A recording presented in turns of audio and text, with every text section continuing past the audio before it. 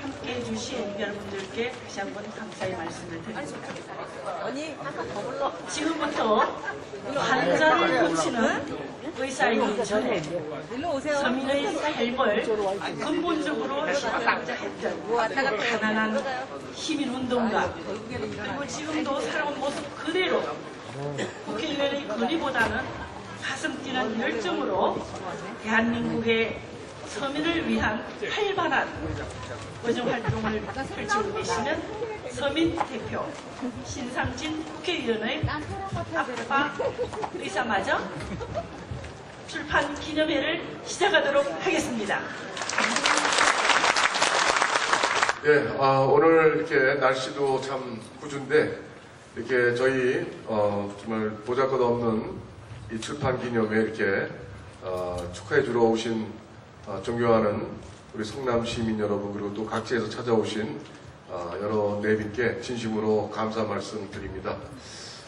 제가 책을 국회에서 출판 기념회를 한번 했습니다. 그랬더니 또 우리 성남에 저를 또 많이 알려주시고 또 많은 성원을 보내주신 여러분들께서 국회가 좀 시간도 안 맞고 또 서울 또 국회에 또 가시는 또 길도 잘 모르시고 많은 분들이 또 이렇게 말씀하셔서 그럼 지역에서 한번 가까운 곳에서 여러분들 한번 뵀으면 좋겠다 이런 생각을 해서 제가 또 지역에서 기념회를 한번 다시 더 열게 됐습니다.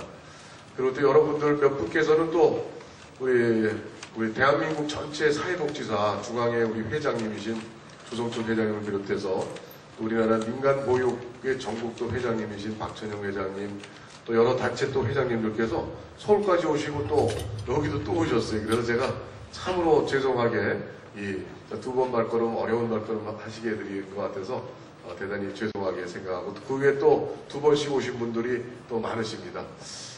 지금도 나라가 좀 여러 가지로 뒤숭숭한 면이 없잖아 있습니다. 지난 이제 국회도 지금 여러 가지로 정상화가 이제 안 됐습니다만은 오늘부터 국회는 정상화가 됐습니다. 저도 아침에 국회 가서 원내 대책회의를 했습니다. 그리고 법안을 꼭 필수 법안 또 예산 관련해서 어떤 것들을 요번 임시국회 12월 말까지 처리를 해야 되느냐 해서 아침에 회의를 하고 이제 왔습니다만은 국회는 이제 좀 정상화돼서 예산도 합의 처리하고 이제 잘 될 것 같습니다.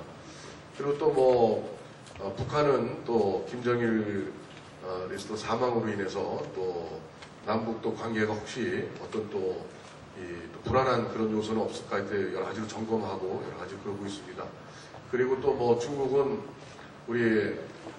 우리나라 수역에 해역에 또 침범해가지고 우리나라 해경을 정말 살상하지 않나 좀 여러 가지로 또 그쪽 중국과의 관계도 또 한시도 안심할 수 없는 그런 또 상황들이 정리가 되고 또 일본도 또 우리 이명박 대통령께서 방문해서 그 대한민국 대통령 자격으로 우리 1000번을 그러니까 1000일이 아니고 1000번이죠. 일주일에 한 번씩이니까 1000번을 우리 위안부에 정말 강제 징용돼서 고생하신 할머님들이 그렇게 그냥 정말 이제 생을 다하는 이런 순간까지 단지 사과하라는 그러한 그 사과조차 안 하는 이제 일본에 대해서 대통령께서 요구를 했는데도 전혀 마이동풍인 또 일본 정부 또 여러 가지 또 이제 한미의 개입 통해서 또 우리 대한민국이 조그만 나라가 이 통상을 하지 않으면 먹고 살 수가 없습니다. 이런 우리 대한민국의 살 길이 바로 이 통상을 확대해 나가고 통상국가로 바로 서는 것인데 그 노무현 대통령 때 다 그 체결을 국가 간에 했던 것을 하는데 또 민주당의 손학규 대표도 노무현 전 대통령께서 잘한 게 유일한 게 한미 FTA 체결이다 할 정도로 그 여야 없이 이렇게 찬성했던 그런 한미 FTA가 또 정략적인 정치적인 문제로 해서 이렇게 또 나라를 또 시끄럽게 한 점도 있고요. 여러 가지로 참 우리 대한민국이 여러 가지로 진통인 것 같습니다. 이 어려움을 헤쳐나가는 그런 어쩔 수 없는 그런 이 고비 또 극복해야 될 그런 또 문제들은 일인 것 같습니다. 그러한 상황 속에서 저희가 이 국회는 또 정상화돼서 다행입니다만은 또 앞으로 현안들을 국회에서 잘 논의해서 잘 될 수 있도록 저도 또 힘껏 노력을 하겠습니다. 그런 시점에 제가 또 이 출판 기념회를 하게 돼서 사실은 조금 어찌 보면은 좀 더 출판 기념회 이런 것보다는 좀 더 전념해서 국정을 한 틈에 한시에 차질 없이 살피고 시간을 쏟고 해야 되는데 어떻게 보면 또 이게 제가 출판 기념회한 것이 조금 좀 무한 점도 있으나마는 또 이것을 또 다 공표하고 알려놨으니 또 다시 또 번복하기도 어렵고 그래서 오늘 강행을 했습니다. 하여튼 우리 찾아주신 우리 내빈 여러분들께 진심으로 감사드리고 저는 이런 이제 보잘것없는 졸조지만 제가 살아온 내용 또 공인으로서 우리 신상진이라는 나라 일을 보는 국회의원이 어떻게 사는 인간인가 또 어떤 생각을 갖고 있는 사람인가 또 아마 궁금하신 점들이 많으셨을 것 같아요. 그래서 그것을 또 일일이 제가 말씀을 다 드릴 수도 없고 그래서 좀 감히 이제 마음을 먹고 책을 하나 이제 냈던 것입니다. 그 내용을 이제 좀 시간 되시면 한번 살펴봐 주시면 그 내용이 제가 이제 어려서 태어난 환경이라든가 또 어려서 어떤 생각을 하고 학창 시절을 보냈는지 또 의사는 왜 됐는지 또 왜 의과대학을 갔다가 왜 그 당시에 험한 감옥까지 가면서 또 민주화 운동 또 이런 노동자들의 삶에 관심을 가지고 또 노동 현장까지 뛰어들었는지 또 그러던 사람이 또 어떻게 우리 성남에 또 병원을 조그맣게 열어가지고 의사를 하고 또 국회의원까지 또 어떻게 왜 됐는지 뭐 저 사람이 출세하려고 뭐 이렇게 쭉 하는 거 아니냐 이렇게 생각할 수도 있고 참 여러 가지 이렇게 이제 짚어보실 분들이 있을 것 같아요. 그래서 저는 그런 부분을 그냥 가감 없이 제가 살아온 곳을 담담히 썼고 또 지역 현안에 몇 가지 좀 궁금하신 그런 내용이 있을 법한 내용에 대해서 좀 몇 가지 또 경과를 이제 써서 그 아빠 의사마저 이런 책을 하나 냈습니다. 졸저지만 사랑하시고 많이 좀 보시고 또 제가 부족한 점이 있으면 또 모자란 점이 있으면 앞으로도 저를 보실 기회 있으시면 좀 이렇게 조언을 해주시고 또 더 나라 일을 좀 잘할 수 있는 또 우리 성남 지역 발전을 위해서 좀 일을 열심히 하라는 그런 채찍을 해주시는 의미에서 좀 내용을 좀 보시고 앞으로 저에게 귀한 말씀을 충고를 해주시면 제가 크게 도움이 많이 되고 또 감사히 또 생각하겠습니다. 또 오신 여러분들 다시 한번 진심으로 감사드리고 또 일부가 끝나면 제가 이제 이 북 콘서트라고 해서 저희가 이 책 내용에 대해서 저의 삶과 또 지역 현안들 또 나라 일을 어떻게 또 풀었는지에 대해서 간단한 좀 대담 형식으로 이렇게 있으니까 끝까지 좀 바쁘시더라도 자리를 끝까지 함께 해주시면 참 저로서는 참 영광이겠습니다. 오늘 궂은 날씨 함께 해주신 또 송년회며 여러 가지 바쁘실 텐데 함께 해주신 여러분들께 다시 한번 진심으로 감사를 드립니다. 고맙습니다.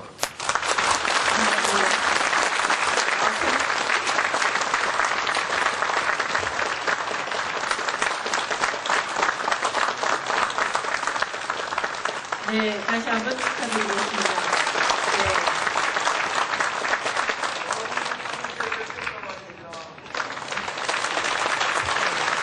인사 먼저 드리겠습니다. 오늘 신상진 국회의원 출판기념회 아빠 의사 맞아? 그쵸? 올려야 되는군요. 출판기념회 북콘서트 대담 진행을 맡은 임건묵이라고 합니다. 다시 인사드리겠습니다. 좀 앉아서 진행해도 양해해 주시면 좀 앉겠습니다.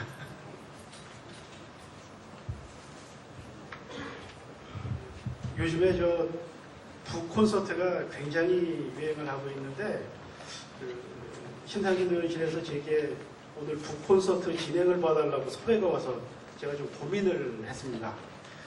이런 북콘서트 사회는 대개 유명 인사나 좀 소위 잘 나가는 연예인이라든지 외모가 준수하든지 그런 분들이 맞는 걸 봤는데 여러분이 보시다시피 제가 좀 배도 좀 나오고 외모도 좀 떨어지고 잘 나가는 사람도 아닌데 섭외가 와서 그래서 이 자리에서도 얼른 앉았습니다. 근데 그래서 이제 섭외가 와서 좀 정중히 제가 사양을 했습니다.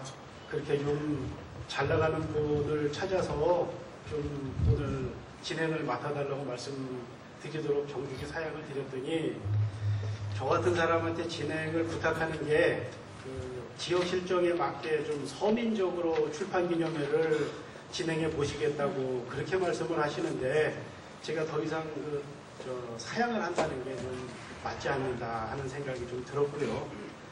제가 중원구에 살지는 않습니다. 이제 그런 얘기를 듣고 이제 이런 생각을 가지고 계신다면 이런 진행을 맡아도 좀 좋겠다 생각이 들어서 이 자리에 맡게 됐고요. 제 말씀이 좀 길었는데 좀 이해해 주시고 지금부터 여기 계신 독자 여러분, 청중 여러분하고 같은 입장에서 제가 우리 저자이신 신상균 의원과 좀 말씀을 좀 나눠보겠습니다. 예, 신 의원님 안녕하세요. 네, 안녕하십니까. 예. 우리 임건목 우리 사회자님 괜찮죠? 박수 한번 쳐드리세요. 너무 감사드려요. 예. 책을 내셨는데 뭐 이번이 처음 책 내신 거죠? 예, 참 쑥스럽습니다. 이게 저는 원래 책 내는 걸 별로 좀 안 좋아했습니다. 이게 별로 큰 할 일도 없는 사람들이 책 내고 이렇게 기념회하고 그러면은 괜히 이게 좀 정치인들이 이게 민폐 끼치고 또 괜히 좀 자기 이렇게 피하라는 것 같아가지고 조금 이렇게 기름지가고 잘 안 했었는데요. 저도 이제 정치에 입문한 지 한 7년, 뭐 이렇게 8년 접어들면서 저라는 사람의 어떤 생각과 저의 또 살아오게 된 그런 과정을 좀 이렇게 세상에 좀 내놓고 또 평가도 받고 이렇게 좀 하는 것이 어떤가라는 그런 좀 생각에서 하나의 의정보고 또는 뭐 인생보고랄까요? 그런 취지에서 용기를 내서 책을 처음으로 내보게 됐습니다. 그러시군요. 책을 보니까 표지에 제목도 눈에 띄고 사진도 참 실물보다 근데 실물이 좀 더 좋으신 것 같은데 제목이 아빠 의사 맞아? 그렇게 끝을 올려야 되는 건가요? 네. 질문이니까. 예.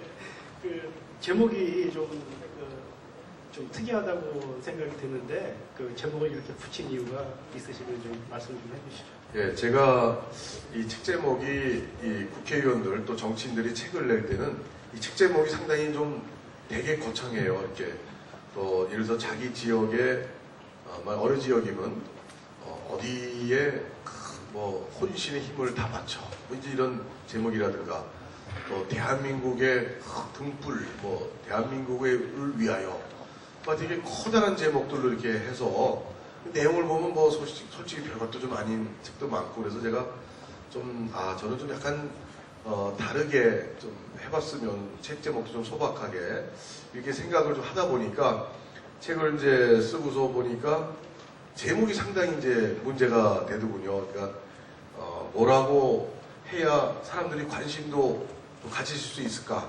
책을 한번 이렇게 손이 한번 가고 열어보고 이럴 수 있을까라는 제목을 고민하는 차에 제가 살아온 길에 또 소제목으로 안에 하나 있지만 제 초등학교 이제 제 딸이 둘입니다. 이제 둘 다 지금 대학생인데 큰 딸아이가 90년생인데 큰 아이가 초등학교 한 4학년 때쯤으로 기억을 하는데 어디 하루는 저한테 아빠 의사 맞아? 그래. 그래서 그래 아빠 의사인데 왜 묻냐? 몰라서 묻는 게 아니죠 딸이.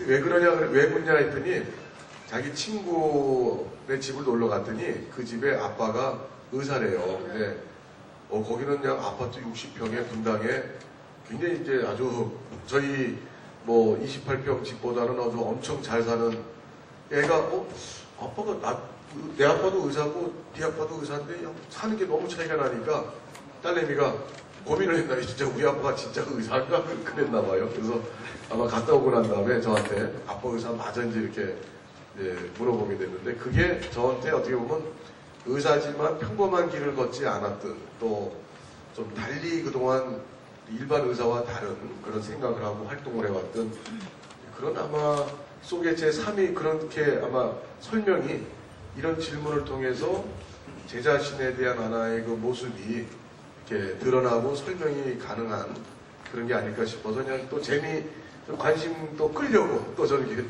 주목 좀 책이 좀 받으려고 제목을 그렇게 한번 잡아봤습니다. 그 작은 어떤 계기에서 책 제목을 지으셨는데 내용은 좀 담겨있는 뜻은 참 거창한 내용이 담겨있는 것 같으네요. 말씀을요. 그 따님이 지금 그 연세가 얼마나 되셨나요? 딸인데 뭐 연세가. 그래서 저희 딸이 90년생이니까 금강일동에서 태어났습니다. 저희 딸 집 주소가 제가 84년도 성남으로 왔는데 금강일동에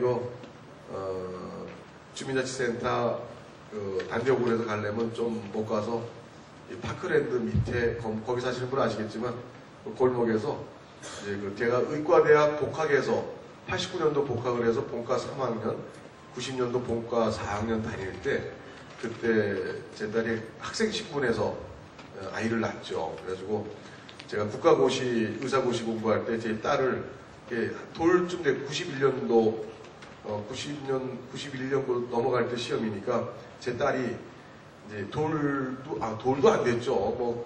갓난아이인데 걔가 그냥 울고 그러는 거 밤새 제가 안고서 시험 공부하고 저희 집이 2층에 새 들어 살았는데 금강일동에 저 애기 키우는 엄마들의 마음을 이야기하더라고요. 이 애가 그냥 밤에 우는데 공부는 제가 할 일은 있고 그 애를 갖다가 버리고 싶더라고요. 이게. 2층에서 그냥 갖다 버릴까 그냥 생각이 들 정도로 미울 땐 되게 화나고 미운 그런 딸이 제가 아까 봤는데 계속 있나 모르겠네요. 신민정 어디 있나? 예, 어디 계신가요? 저기 잠깐 있네요. 일어나시죠. 저쪽에 일어나셨네요. 네. 안녕하세요. 저 따님이, 그 따님 저렇게 예, 그때 갓난아기가 있었으면 아빠가 그런 얘기하면 안 되는데 갖다 버릴 생각했다고 나중에 제가 노인네 돼가지고 한번 저를 또 갖다 버릴 생각을 고려장 시킬지 모르겠는데요. 민정한 거 나중에 다시 얘기하자고는 예, 그렇게 그랬습니다. 예. 그 책 내용으로 좀 다시 들어가서 처음에서부터 보니까 어린 시절의 얘기에서부터 내용을 시작하셨네요. 그래서 책 내용으로 보면 우리 저자 신의원님께서는 그닥 잘 살아보신 그런 환경이 아니신 것 같습니다. 보니까 우선 어린 시절 말씀부터 좀 말머리를 좀 열어주시죠. 예, 제가 여기 좀 썼습니다만 사진도 넣고 그런데 제가 그 당시에 사실은 다들 우리 대한민국의 평범한 가정들은 다 생활들이 어려울 때죠. 제가 태어난 게 1956년이니까 참 6.25 지나고 얼마 안 돼서 베이비붐 시대에 이제 저도 태어났습니다만은 저희 서울 이제 마포구 공덕동 21번지에서 태어났습니다.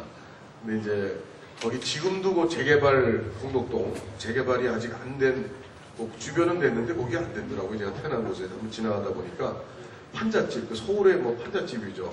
이 사진에 책 속에 있지만 이게 집 초가집에다가 판잣집에 이제 사진이 있는데 거기서 제가 태어났는데 저희 아버님은 이제 보일러고 그러니까 파이프쟁이라고 그러죠. 이렇게 공사하시는 현장에 일하시는 분이고 또 어머니는 이제 미싱사 1급 미싱사죠. 미싱을 참 잘하셨어요. 그래서 근데 8남매 맞입니다. 저희 아버님이 부모님 모시고 시동생 시누이 밑으로 이렇게 두 사람 빼고는 전부 다 이제 미혼의 어린. 그래서 이제 거의 생활을 다 그 가족 대가족을 책임지랴 또 부모님도 옛날에 시집살이가 하면 또 좀 셌겠어요. 그래서 굉장히 고생을 많이 하시는 그 집안에 제가 장남으로 2남 1녀 중에 장남으로 태어났어요. 그래서 가정편이 어려웠죠. 사진에 보면 아주 찢어지게 가난한 냄새가 나는데 그래서 제가 어린 시절을 그렇게 살면서 이상하게 저는 좀 이렇게 틀린 거를 잘 못 봐줬어요. 이렇게 어른들 말씀하실 때 제 볼 때 경우에 안 맞는 이야기다 하면 제가 좀 툭툭 끼어들어서 뭐라고 이제 어른들 말하는데 끼어들어서 그게 그런 게 아니지 않냐고 그러고 막 하면 부모님들한테 좀 혼나고 좀 많이 그랬어요. 그리고 하여튼 또 학교에서도 좀 뭐랄까 이게 약한 사람, 약자에 대해서 조금 이게 동정심이 제가 있었던 것 같아요. 이렇게 약하고 이런 부분에 대한. 그래서 학교에서도 초등학교 3학년 때까지 싸움을 제가 많이 했어요. 싸움을 잘했는데 맞으셨나요? 이렇게 때리셨나요? 등치가 크지 않고 작으니까 맞기도 많이 맞고 근데 맞으면서도 맞는 걸 무서워하지 않고 끝까지 달겨들어서 등치 큰 애들을 다 이겼어요. 코피를 터뜨리고 이제 뭐 그때 김일이 유명했죠. 김일 빡치기 왕 레슬링 선수. 저도 이제 빡치기를 열심히 이 모래주머니에 문질러가지고 피가 나도록 주먹도 막 문지르고 막 그냥 해서 큰 사람들하고 싸우려니까 큰 친구들하고 그래서 제가 이제 뭐 4대 독자 아들 또 뭐랄까 또 무슨 뭐그 오르동에서 제가 초등학교를 다녔는데 또 그 중에 부잣집이라 봤자 별거 아니지만 좀 이렇게 좀 버릇없는 뭐 4대 독자 버릇없는 좀 이렇게 부잣집 아들 뭐 해가지고 등치 커가지고 또 애들을 괴롭히는 또 힘센 애들 그런 친구들하고 많이 싸웠어요. 붙어가지고 아주 뭐 서로 터지면서까지 3학년 때까지 제가 열심히 싸웠어요. 사실.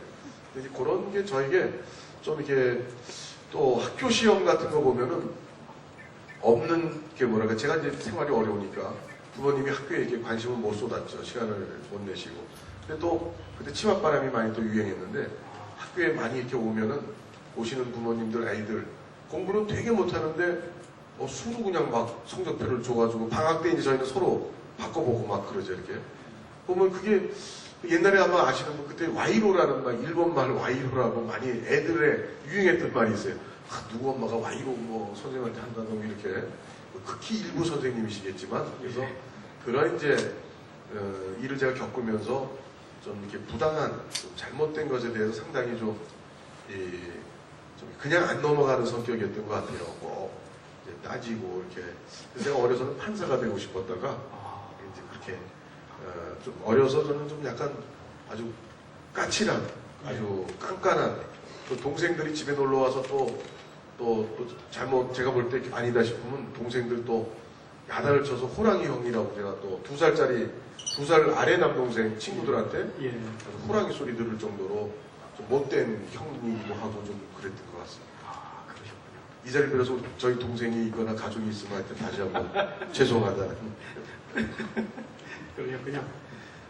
그럼 한때 판사도 생각을 하셨었는데 결과적으로는 이제 그 의대를 가셔서 의사가 되셨네요. 뭐 의사가 되시기로 생각하신 어떤 계기나 그런 게 있었을까요? 예, 이 책에도 좀 써 있습니다. 그런데 제가 원래는 초등학교 한 1학년 때쯤에 사실은 판사가 되고 싶더라고요. 왜 그랬냐면 그때 담임 선생님께서 이제 옛날 이야기를 해주시는데 그 검사와 여선생 이제 그런 이제 스토리였어요. 그래서 시골에 다 아시는 분 아시겠지만 시골에서 없이 사는 그 아이가 그 아이를 돌봐주는 담임 선생 여선생님이 이제 나중에 살인죄를 누명을 쓰게 됐죠. 그래서 재판을 받는데 그 마침 담당 검사가 그때 어렸을 때 그 가난했던 학생이었어요. 그 학생이 이제 담당 검사가 돼서 살인죄를 이제 해서 처벌을 받게 하려고 이제 피의자를 그 알고 보니까 이제 여선생 자기를 많이 도와줬던 시골의 선생님이셨는데 저는 이제 그 얘기를 쭉 들으면서 정당 방위 차원에서 정당 방어하다가 이제 강도가 이제 자기 칼에 자기가 찔려서 죽은 그런 사건인데 그러니까 여선생님이 누명을 쓰게 됐죠. 살인이다. 검사는 걸 죄를 씌우려고 하고.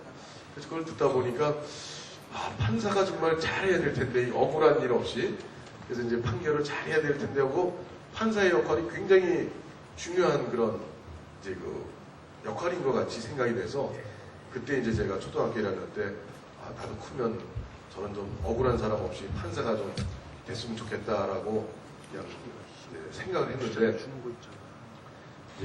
이제 그 의사가 되기 원한 건 고등학교 1학년 때 제가 이 몸이 아파서 그러니까 이제 만성 골수염이라고 그러죠. 다리 쪽에 이제 대퇴부에 이제 1년 동안 그냥 염증이 심해져가지고 만성 골수염. 그래서 서울대학교병원, 해화동 서울대병원을 갔다가 이 오진을 받았어요. 그래가지고 1년을 그냥 신경통이라고 그래가지고 1년을 찜질을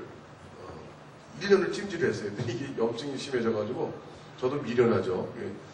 그러니까 큰 병원은 제일 좋은 서울대학교병원에서 신경통이다 그러니까 뭐 딴 데 가볼 필요가 없다고 생각을 해서 그냥 1년 내내 찜질을 한 거예요. 그래서 유명 병원에 유명한 의사도 이렇게 오진을 할 수가 있는 거죠. 그래서 제가 6개월 동안 병원에 입원해서 치료를 받는 과정에 이 의사, 어떻게 보면 의사가 마음에 안 들어서 의사가 됐어요, 사실은. 서울 백병원에 입원해 있었는데, 6인실에, 아침에 이제 회진을 돌고 의사들이 뭐 이렇게 하면은, 예. 환자들한테, 연세 많으신 환자들한테 반말하고, 옛날엔 의사들이 반말을 다 했어요. 그냥, 뭐 어디, 노인분한테, 어디 아파? 아파? 그러고 젊은 의사들도. 그런 걸 옆에서 침대에서 보고, 환자 입장에서 보니까, 예, 예. 야, 참 의사들 되게 권위적이고 되게 부러운 직업이기도 하지만 되게 사람 마음을 잘못하면 더 아프게 할 수도 있는 그런 제 모습이 있고 그래서 아, 의사가 되게 중요하구나. 그런데 중요한 역할을 못할 때 정말 참 문제구나. 그래서 제가 이제 좋은 의사가 좀 되자 하고서 이제 마음을 고등학교 때 이제 판사에서 의사로 생각을 좀 바꿨었습니다. 예. 그러시군요. 아이고, 참 그런 계기가 있으셨군요. 그러시다가 고등학교 때 입시에 실패하시고 재수를 해서 서울대 의대에 가신 걸로 이제 책에 쓰여 있던데, 그래 이제 그 꿈인 의사가 되기 위해서 그 서울대 의대에 진학하셨을 때는 신 의원님 본인은 물론이실 거고 집안에서도 굉장히 좋아하셨을 것 같은데, 그러시다가 대학에 가셔서 노동운동 쪽을 하신 걸로 이렇게 말씀을 써놓으셨네요. 어떤 뭐 사연이나 그런 일이 있으셨을까요? 네, 제가 참 저희 인생에 어떻게 보면 상당히 중요했던 계기인데요. 제가 그렇게 힘들게 의사가 되고 싶었고 의사가 돼서 좀 좋은 일을 하려고 이제 재수까지 하면서 이제 서울대를 입학했는데 그 입학하자마자 그 서울대학교가 캠퍼스가 이제 관악구에 있습니다. 관악산에. 근데 그 앞동네 사당동이라고 있습니다. 참, 산동네 참 못 사는 동네죠. 정말 사당동이 있었는데, 그 사당동에서 70년대만 해도 이 초등학교를 중퇴하고 어린 나이에 또 공장 다니고 노동 현장을 이렇게 직장 생활했던 사람들이 많죠. 어린 아이들이요. 10대 이제 청소년들이. 그런 아이들을 이제 중학교 또 고등학교 들어가게끔 공부를 가르쳐주는 야간 학교가 있었죠. 야학이라고요. 그래서 제가 이제 입학하자마자 이제 친구 소개로 그런 야학을 해보지 않겠냐. 그래서 제가 참 좋은 일이다 해서 바로 이제 승낙을 하고 야학 교사가 됐습니다. 교사가 돼서 보니까 거기에 이제 서울대학교 운동권들이 다 있어요. 70년대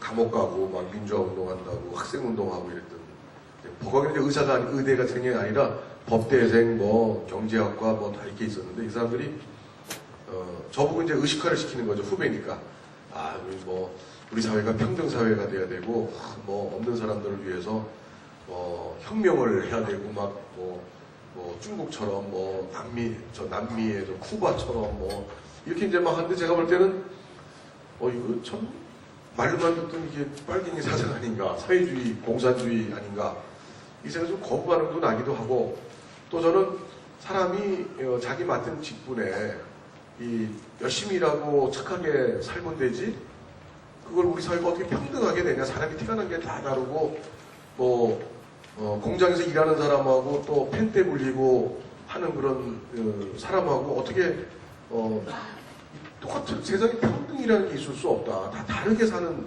모양이고 재주도 다르고 능력도 다르고 저는 그렇게 생각을 했어요. 그래서 반대했다가 1년 만에 제가 가르쳤던 야학 학생 하나가 17살짜리 책에도 있습니다. 정운현이라는 학생인데 고인이 됐죠. 그 학생이 과천정보조합청사 공사가 있을 때 그때 컨테이너 박스 같은 데서 겨울에 그러니까 제가 대학들하고 1년 만이죠. 1년 후에 겨울에 나무를 떼고 자다가 거기서 일산화탄소가 이제 배출되잖아요. 겨울이니까 문 다 닫고 일산화탄소 질식을 해서 17살짜리가 죽었어요. 근데 걔가 참 착했고 또 공부도 열심히 하는 애고 성실하고 또 집에 아버님이 그 사당동 꼭대기인데 제가 가정방문도 해봤어요.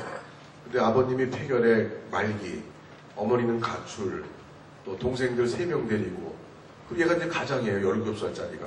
소년가장. 네, 정말 그렇게 살았는데 근데 그런 애도 나중에 폐결핵을 또 옮았어요. 아빠한테. 그때 의료보험도 없을 때죠. 70년대. 그래서 이제 병원 한 번 가려면 뭐 엄청 뭐 돈이 많이 드는. 예, 그러니까 걔가 병원도 못 가고. 그래서 제가 사당동에 제 고등학교, 대학교 선배가 되는 분이 내과를 하고 계셨어요. 그래서 그 선배 병원에 가서 얘 좀 이렇게 무료로 좀 해달라 해서 이제 무료 치료를 받는 도중에 그렇게 하다 이제 아이가 사망을 했죠. 그래서 제가 그 다음에 이제 인생관이 달라졌어요. 제가 이게 인생관이라기보다 사회를 보는 눈이죠. 제가 내가 의사가 돼서 제가 몇 사람 열심히 고쳐주는 게 문제가 아닐 것 같더라고요. 그 수많은 그런 어렵게 사는 사람들을 병원도 못 가보고 제대로 좀 저렇게 살다가 저렇게 죽는, 배우고 싶은 학교도 못 가고. 그래서 제가 저런 사람들을 정말 이렇게 말하자면 이제 해방시키려면 또 억압에서 또 내지는 뭐 인권, 뭐 정말 어느 정도의 그 복지, 지금 얘기는 복지죠. 의료에 대한 서비스 이런 거를 다 아픈 사람은 치료받을 수 있는 다 그런 권리를 이제 누리게. 그래서 제가 고민을 이제 그동안 또 선배들한테 들은 얘기도 있고 그래서 제가 고민을 하다가 대학교 의사가 안 되겠다. 그리고 이제 제가 이제 그때는 이제 노동운동이 많이 그때 이제 좀 이렇게 활성화돼 갈 때죠. 그래서 제가 노동자들이 노동자의 권리부터 또 농민들의 권리 또 어려운 그런 소외계층들이 그런 권리를 찾아서 이제 단합해서 단결해서 우리 사회를 변화시켜 나가자. 지금 보면 이제 거의 이제 뭐 민주노동당 이제 수준의 생각을 제가 이제 갖고 의사를 안 하고 이제 공장에 갈 생각을 하고 노동자 생활을 모르니까 의과대학을 때려치고 어떻게 보면 노동 현장에 들어가서 저도 그런 좀 어려움을 같이 겪어볼까 이렇게 생각을 해서 노동운동에 뛰어들었습니다. 그때 의과대학을 휴학을 했어요. 부모님께서 이제 너무나 기대가 컸었는데 제가 그 하루아침에 또 의대를 관두고 공장 다닌다고 하면 아마 부모님이 그냥 뭐 참 너무나 충격이 크실 것 같고 그래서 기대가 크셨을 것 같은데. 그래서 인천에 이제 공장을 다녔죠. 인천에 공장 다니고 다시 복학해서 어떻게 그냥 호시탐탐 의대를 관두고 완전 노동자로 그냥 이 어려운 계층과 함께 살려는 생각을 하고 하다가 꼬리가 길어가지고 그 당시 또 82년도 1년도 그랬습니다. 그 전두환 대통령 시절인데 그때 뭐 굉장히 그런 부분에 대한 이게 아주 굉장히 엄단하고 막 그랬죠. 그래서 제가 이제 감옥까지 그 때문에 투옥이 되고 또 그 반에 어머님이 또 쇼크 받아서 또 고혈압으로 또 옛날에는 고혈압이라도 혈압약을 못 드셨죠. 너무 비싸고 또 병원 갈 기회도 없으시고 그래서 약을 안 드시다가 제가 이제 그렇게 체포되는 과정에서 어머님께서 충격으로 고혈압, 뇌출혈로 쓰러지셔서 이제 운명을 달리하신 그래서 큰 불효를 저지른 그런 내막이 여기 책에도 제가 있습니다. 그래서 저는 사실은 그게 살면서 제일 큰 마음의 아픔으로 자리 잡고 있습니다. 그러니까 저는 그때 그러면서 더 열심히 노동운동해야지 이제 이런 어머님을 잃고 그러니까 저는 저의 안위 그러니까 제가 돈을 벌고 제가 편하고 그렇게 사는 것 자체가 돌아가신 어머니에 대해서 이게 자식의 도리가 아닌 거죠. 제가 정말 어머님이 주변에서 그 아들이 자식이 이제 의사가 된다고 주변의 동네 아주머니들 어머니 뭐 이웃분들이 아유 뭐 형님은 좋겠어 이제 아들이 의사가 됐으니 그때만 해도 의사가 돈을 잘 벌 때죠. 70년대 그때는 그럼 이제 의사가 되면 자가용이 그때 귀했죠. 이제 앞으로 자가용 뒷자리 타고 다니고 아들 덕분에 이제 주변에서 막 그냥 자꾸 이러시니까 제가 보니까 어머님이 기대가 크실 것 같아요. 그래서 괜히 그런 쪽에 기대가 자꾸 커지시면 제 삶과 이게 또 안 맞으니까 저는 어머님한테 기대를 늘 낮춰드렸어요. 제가 의사 돼서 돈 벌 게 아니고 무의촌 갈 거니까 어머님 그 주변에서 자꾸 해도 그런데 이렇게 덩달아서 이렇게 맞추지 마시고 그냥 저는 그렇게 살 거니까 어머님 저한테 어떤 경제적인 기대를 하지 마십시오. 그리고 이제 좀 매정하게 좀 너무 못되게 그런 이제 어머님의 그런 기대를 늘 이렇게 어머님도 기대도 하시지도 않았어요 별로. 근데 주변에서 자꾸 그런 게 제가 걱정이 돼서 제가 거꾸로 또 어머님한테 그런 좀 말씀을 좀 드렸죠. 그래서 그런 어머니가 돌아가셨으니까 자식 때문에 제가 거기서 정말 뭐 편하게 어머니와의 약속이죠. 그리고 그렇게 살려고 했는데 제가 잘 살고 제가 막 돈을 벌고 이러기에는 너무 그 어머니에 대해서 보통 배신이 아니기 때문에 제가 좀 어떻게 보면 그렇게 살려고 돈을 일부러라도 안 벌려고 그런 좀 편하지 않으려고 하는 솔직히 이제 제가 그런 이제 속마음이 큰 그런 마음을 갖고 살죠 사실. 네. 그러시군요. 좀 짠한데 어머니 생각하시니까 그 눈가에 조금 좀 이생이 조금 맺히신 것도 같은데 의원님 말씀 잘 듣고 있고요.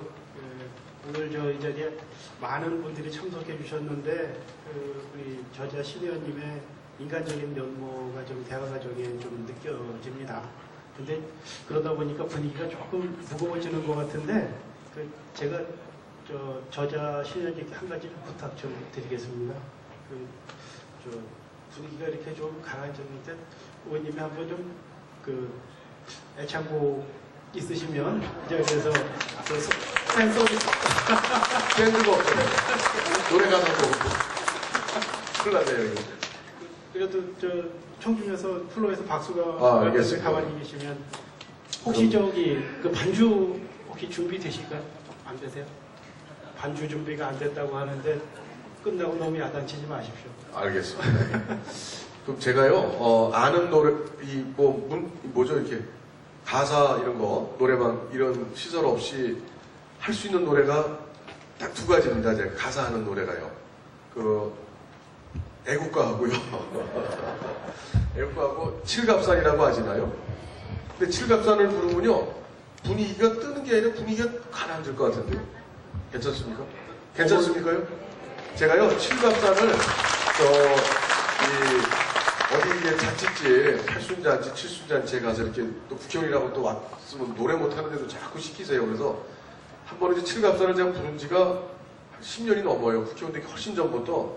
그게 왠지 가슴에 와닿고 그래서 그 노래를 이렇게 옛날에 어쩌다가 의사하고 그럴 때 이제 가면 칠갑산을 이제 불렀어요. 그러니까 그리고 국회의원 딱 되니까 자꾸 노래 부르라고 그러는 데가 많아지잖아요. 그래서 요새 송년회 다니면서 하루에 한 최소한 2곡 정도는 맨날 하는데요. 그걸 또 이제 멋모르고 환갑잔치, 칠순잔치 이런 데 가서 노래를 하라고 그러니까 이제 아는 노래가 없으니까 칠갑산을 이제 몇 번 불렀어요. 그랬더니 띠리리리 신나게 춤추고 노시는 분위기가 국회의원 왔다고 부르는데 칠갑산을 부르니까 분위기가 짜해지는 거예요. 이게 잔치 분위기가. 그래서 야 이거 안 되겠다 싶어가지고 그래서 나중에 배운 노래가 사랑은 아무나 하나 흥겨운. 근데 제가 그거는 유감스럽게 가사를 모릅니다. 그거는 칠갑산을 하도 한 20년 가까이 부른 노래라 그래도 가사가 좀 기억이 납니다. 그러니까 그 노래는 반주가 없어도 제가 그냥 마음으로 부르는 노래니까 또 홀어머니 두고 시집가는 이런 얘기 나오고 그래서 저의 삶과 일치하는 건 아니다 하더라도 좀 비슷해서 어머니라는 귀절이 들어가고 그래서 제가 이게 그 노래 근데 분위기는 안 뜰 겁니다. 각오하십시오. 그리고 음치라 흥도 안 날 겁니다. 그냥 들으시기 굉장히 어려우신 그런 텐데 괜찮으세요?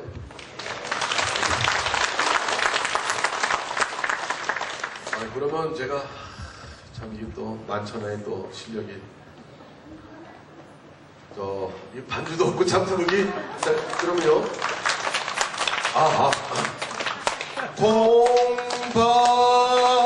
공반매는 안았네야 대적삼이 흠뻑 젖는다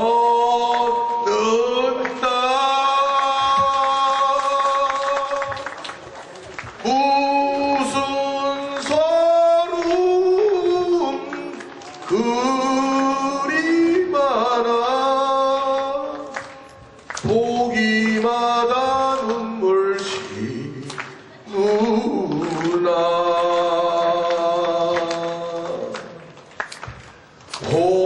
홀어머니 두고 시집 가는 날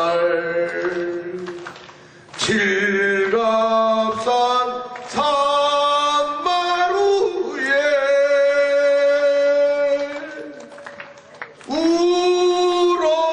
울어주던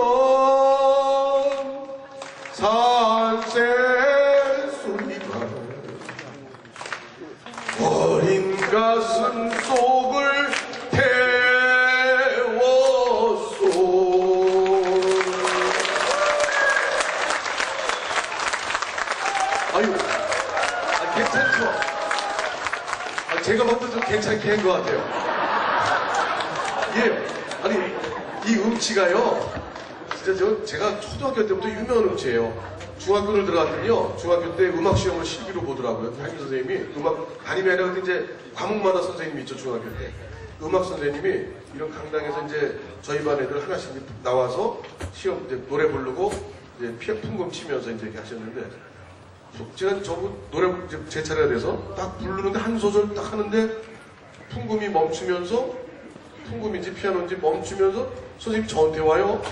그 선생님이 유명해요. 노래 못하는 사람을 되게 싫어하고 막 때리기까지 하는 저한테 와서 때리려고 그랬어요. 제가 그거를 이랬더니 애들이 선생님 저 신상진이 원래 음치예요 음치. 그러니까 장난 노는 줄 알고요. 그 정도로 제 오해를 받으면서까지 그 음악 점수는 맨날 60점입니다. 아주 이 커트라인 낙제 점수 거기 진짜 음치인데 근데 음치가 왜 그러냐면요.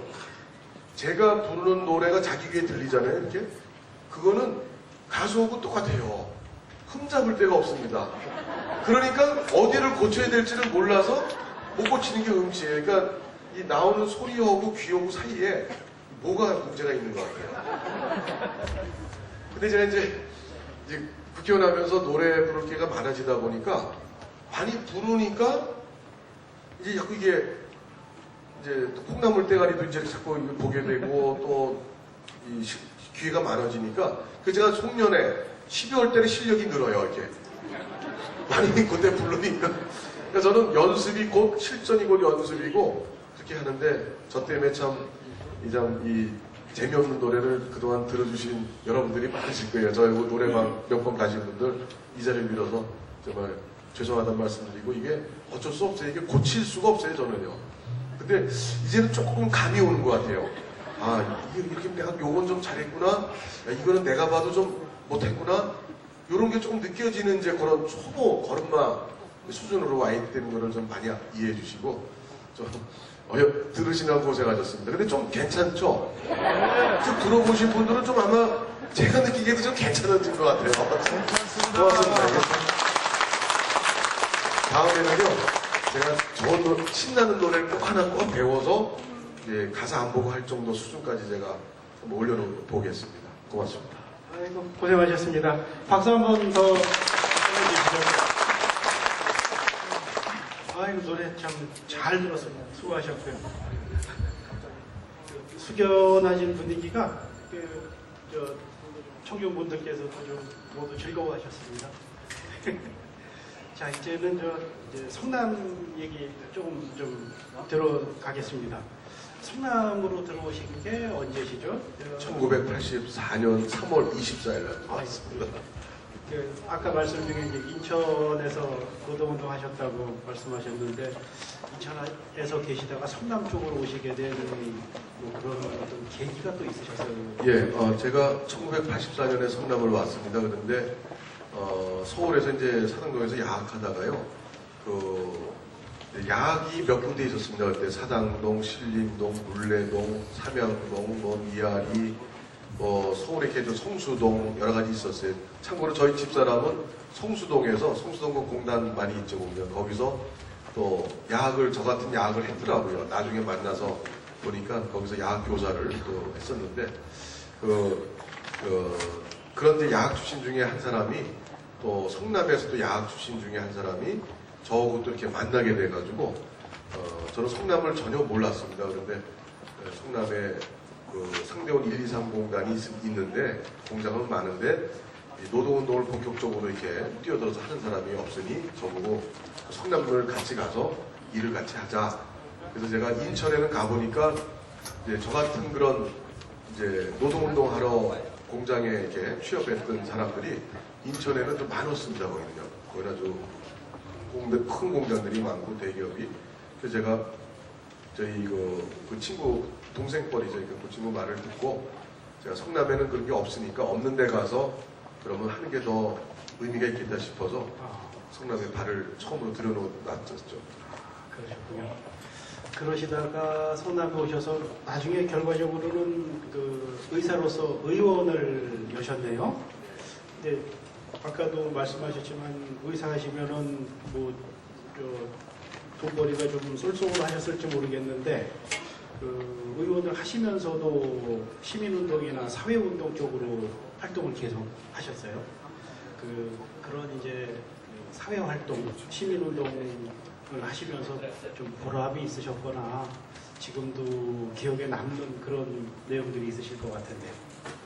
예, 제가 병원을 이제 상대원 이제 시장에 이제 조그만 의원을 차렸습니다. 제가 노동운동하고 또 돈도 없고 또 결혼식도 수배 중에 성남에서 이제 경찰한테 수배 중에 제가 서울 대학로에 있는 흥사단에서 조그맣게 친척들만 또 가까운 아주 옛날 친구, 불알 친구 몇 사람 해서 아주 알리지도 않고 결혼식을 했습니다. 이게 수배 중에 결혼식 하게 되면 경찰들이 어떻게 소문나면 알아가지고 이제 거기서 잡아가는 경우가 많았어요. 그래서 조촐하게 결혼식 하고 했는데 제가 이제 의사가 돼가지고 이제 돈이 없죠. 그래서 성남에 이제 신협이 3개가 그 당시에 있었습니다. 주민신협, 송도신협, 성남신협 이렇게 3군데에서 제가 이제 아는 사람들 통해서 이제 2천만 원씩 6천만 원을 이제 의사니까 잘 꿔주더라고요. 그래서 6천만 원 빚을 내서 토탈 한 7천만 원 정도 들여가지고 상대원 시장 대로변엔 임대료가 비싸니까 시장 안에 뒷골목에 가정집 같은데 2층을 빌려서 거기서 이제 성남 의원을 이제 개원을 하면서 그러면서 보니까 노동운동 할 수도 없고 의사로서 그럼 이제 의사로서 사회에 제가 기여하고 할 수 있는 그런 방식이 어떤 걸까 뭘 할까 하다가 이제 그 당시 이제 시민 NGO 시민단체 제가 YMC 이사도 해서 시민단체 먼저 있던 시민단체들 몇 분도 뵈고 그랬지만 좀 그런 이렇게 사회 어떤 NGO 시민운동 같은 게 필요하겠다 싶어서 그런 거를 이제 성남시민모임을 여러분들하고 같이 만들고 거기서 이제 성남시 현안들 성남 근데 지방자치가 처음 도입되면서 이제 성남시 예산을 제대로 쓰는가 시민 감시운동 또 토론회 또 의정지기단이라고 해서 성남시 의회가 제대로 일을 하는가에 대한 그런 감시단 그런 또 환경 또 운동 그런 일들을 또 여러 가지 또 어린이 또 문제에서 어린이날 무슨 잔치 성남시 수건사업이었던 고도 제한 그 해결 문제를 또 제가 시민모임 집행위원장으로 하면서 성남시에서 그 범 시민단체계를 이제 구성을 해서 이제 또 K1, K16 공공기지 가서 맨날 또 데모도 하고 또 원래 생긴 거는 데모 잘 안 하게 생겼죠, 여러분요. 제가 운동 옛날에 할 때요, 저보고 운동권 같지 않다고 많이 얘기를 들었어요. 근데 제가 또 한번 맘먹으면 또 끝장을 보는 성격이라 이제 감옥 가는 것도 안 두려워하고 좀 그래요. 감옥 가면 좋아요, 저는요. 감옥 가면 안 가보신 분들이 여기 99%, 99.99% 있을 텐데 감옥 가면은 저는 독방에 있었어요. 그래서 책 보고 또 여러 가지 생각도 오고 살아온 거 돌이켜도 보고 평소에 이제 밖에서 바쁘게 살다가 못한 거를 감옥에서 독방에서 할 수가 있어요. 그래서 저는 감옥을 총 2번 가봤는데 또 의약분업 때 그때 또 싸우다가 또 들어가고 그래서 2번을 가봤는데 그 감옥은 상당히 나쁜 일로 가면 안 되지만 사회 정의를 위해서 나름대로 그 소신과 원칙과 사회를 위하는 그런 억압받는 입장에서 그렇게 감옥을 간다면 저는 언제라도 또 갈 수도 있어요, 사실은요. 아주 의미가 있는 게 학교라고 그러죠, 원래 이거 원래 세계 소크라테스도 감옥 갔었잖아요, 소크라테스. 아, 그래요? 네. 그리고 감옥을 많이 갔죠, 이게 좀 세계에 이렇게 도움이 되신 분들이. 그래서 저도 그런 기회가 되시면 제가 가시라고 권유는 못 해드리겠고 의미 있는 일로 우리 임건목 우리 기자님도 기회가 되면 한번 가시면 좋은 인생 공부를 하시죠. 좋은 일로요, 좋은 일로. 덕담이신가요, 혹시? 네? 덕담해 주신 건가요? 예, 그 아주 덕담이죠. 그 제가 감옥을 가고 해서 이제 그러니까 사회운동을 저는 이제 저의 의사 신분에 맞게 할 수 있는 이제 일을 그 시민운동으로 잡아서 나름대로는 열심히 했어요. 해서 이제 고도 제한도 그때 이제 2002년도에 고도군역항공기지법이 개정돼서 아시다시피 태평동에 혹시 사시는 분 저기 개나리 연립 또 개나리 연립이 그냥 금이 가고 막 그래가지고 그때 4층인가 그랬는데 그걸 헐고 지면 4층밖에 못 집니다. 12m 제한이 돼서. 그러니까 건축비를 서민들이 다 부담을 해야 되니까 금 가고 위험해도 못 짓는 거예요. 그냥 사는 거예요, 그냥. 그런 이제 아주 문제가 많았죠. 그래서 제가 이제 그런 제가 그때 꽤 앞장을 섰습니다. 사실은 집행위원장, 범시민대책위 집행위원장을 맡고 조직을 제가 또 학울에서 해서 상당히 이제 보람이 있었던 일인데 그래서 그런 일들을 여러 가지 했습니다. 다 이 책에 나오는 책에도 다 실으면 뭐 너무 이게 양이 많아져서 그래서 그냥 조금만 실었습니다. 예, 그러셨군요. 고생하셨고요. 방금 이제 말씀 중에 이제 의약분호 말씀하셨었는데 의약분호 문제가 발생했을 때 활동이 두드러지셨었던 걸로 저도 이제 그때 활동하실 때 좀 배부했었는데 이때는 성남 지역사회에서뿐만 아니라 이제 전국적인 인물로 이제 활동을 하셨었죠. 그 대한의사회장으로서 활동을 하시면서 이른바 의쟁투 활동을 하셨었는데 그 감회가 남다르셨겠어요. 예, 우리 사회자께서 질문을 해주셨는데 제가 아마 아시는 분은 아시겠지만 성남시 의사회 회장을 2000년도에 맡았는데요. 바로 2000년도 초에 맡았는데 그때 이제 의약분업 사태가 이제 벌어졌죠. 그러니까 과거에 병의원에서 의사가 이제 진료를 하고 약을 다 이제 약을 드렸죠 환자분들한테. 근데 의약분업이라는 건 처방만 의사가 해가지고 그 처방전 가지고 또 약국 가서 약을 사는 그런. 또 초기에는 주사약까지 주사약을 처방하면 주사약 가지고 동네 약국에 가서 약을 사가지고 병원에 다시 와서 주사를 맞는 그런 아주 번거롭게 짝이었고 또 그게 예산이 이제 많이 들어갑니다. 이게 보험 재정이 이제 그때 5조가 들어간다고 그랬죠. 그걸 하려면요. 그래서 그런 정부의 그런 예산이 준비가 안 돼 있고 이제 이 선진국에서 하는 거다 해가지고 그냥 이제 따라서 하는 그런 거에 대해서 이제 현장에 있는 이제 의사들이 이걸 반대를 이제 했죠. 그래서 하려면 항생제나 향정시성약 이런 또 스테로이드 제제 위험성이 있는 그런 약들만 이중 체크하는 이제 그런 식으로 이제 의약분업을 해라 이렇게 이제 하고 했는데 5조가 이제 비용이 더 들면서 그래서 그것 때문에 만들어진 게 건강보험 재정에 한 4조, 5조가 지금도 계속 들어가고 있습니다. 국민건강보험법이 개정돼서 국고 지원이 들어야죠. 매년 들어가는 그게 국민 세금으로 5조씩이나 지금도 매년 이 국고 지원이 되고 있는 현실입니다. 사실은 그걸 이제 우리가 아셔야 되겠고.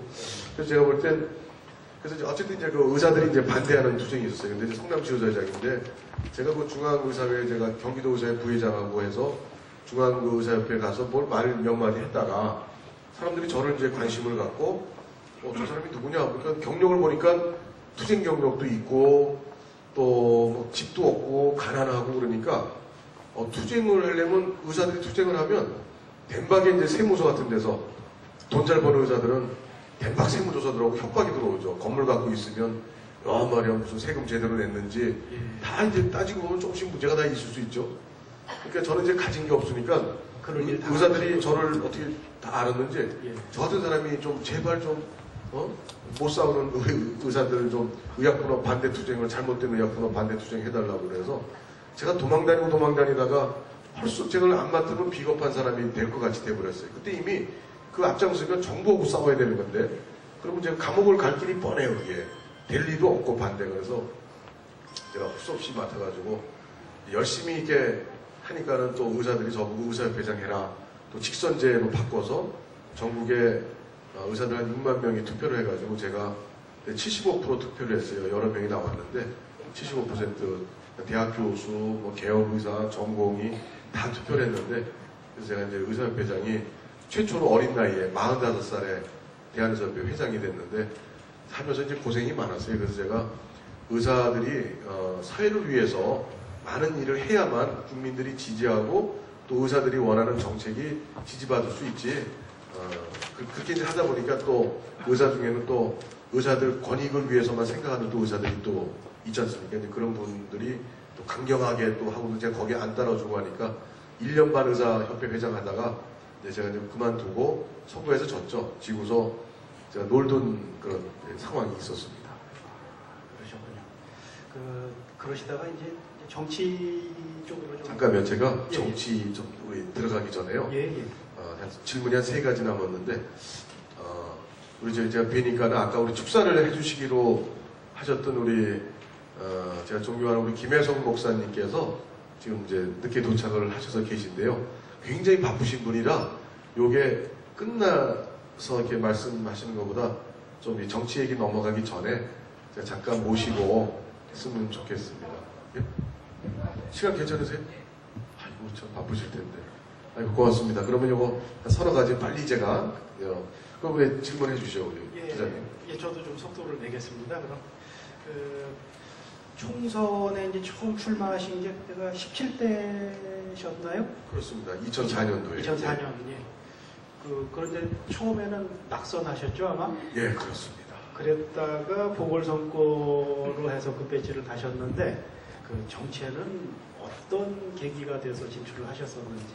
예, 아유, 좀 저한테 아주 중요한 질문이시고요. 그리고 이제 아까 좀 말씀드린 거 제가 운동권 했었는데요. 왜 한나라당 국회의원이 됐는가에 대해서 아마 궁금하실 겁니다. 그렇죠? 제가 원래는 제가 이제 대학교 때 쭉 살아온 말씀 간단히 드렸는데요. 저는 한나라당을 사실은 되게 반대했었던 사람입니다. 이게. 근데 왜 한나라당 국회의원이 됐는가?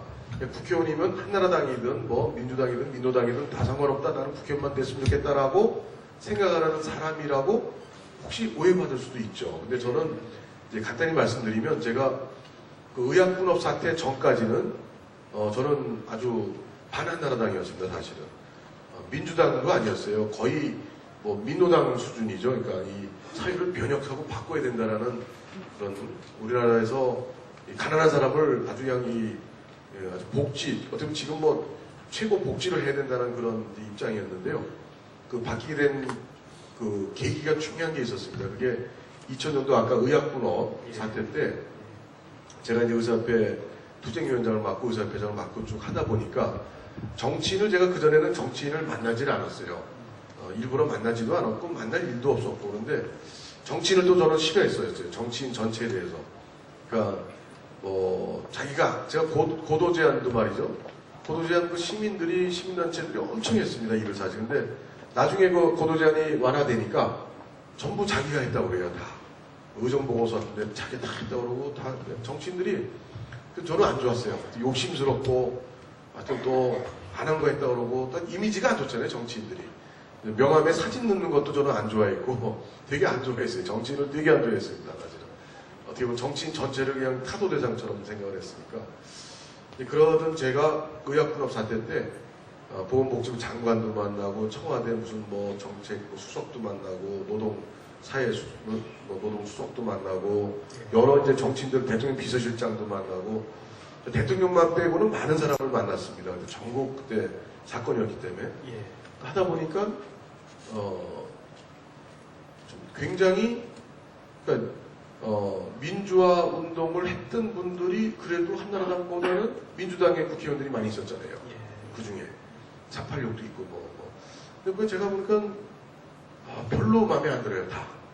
그리고 야 정치인들 다 뭐 별로 역시 느꼈던 대로 마음에 안 드는구나 이런 생각도 이제 하고 그러면서 제가 민주화 그래서 저는 현실 정치인들 다 똑같구나. 그리고 제가 그때 이제 김대중 정부였는데요.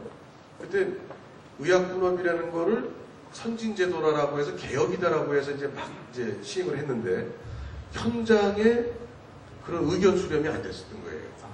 의사들이 어쨌든 처방하고 안 하고 그 의사들의 얘기를 또 의사들이 기득권층이니까 그 사람들 자기 권익을 위해서 이익을 위해서 하는 거 아니냐고 이렇게 치부를 했죠. 이렇게 치부를.